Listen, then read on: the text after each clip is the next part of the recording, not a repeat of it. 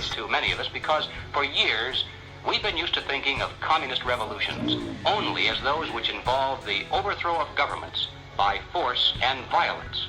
Now, that entire phrase has been written and spoken so often as a single concept that many of us haven't even considered the possibility that the communists might have another approach to their goal, that they might overthrow the government without force and violence, that they might in fact plan to come to power through means that properly could be called peace and politics. But they also refer to it as the socialist revolution, but here again they all add up to the same thing.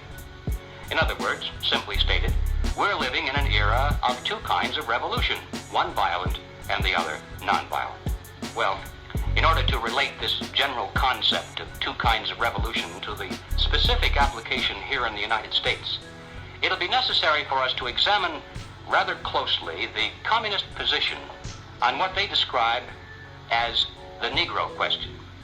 Now, basically summarized, the communist position on the Negro question is as follows. As early as 1928, the communists declared that the racial differences among our people constituted the weakest and most vulnerable point in our social fabric.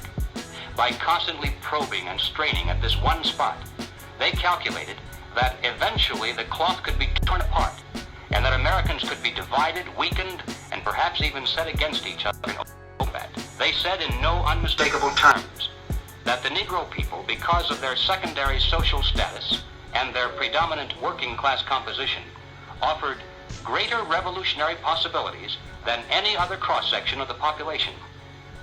To develop these possibilities, the communists proclaimed that the American Negro constituted a separate nation within a nation, a colony within the continental borders of the United States.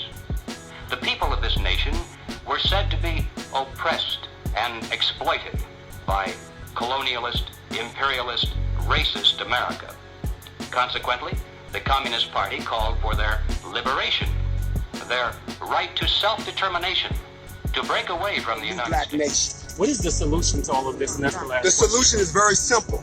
We file a Declaration of Liberation declaring every African American descendant of slavery a political prisoner here in the United States and that was affected by the Portuguese slave trade.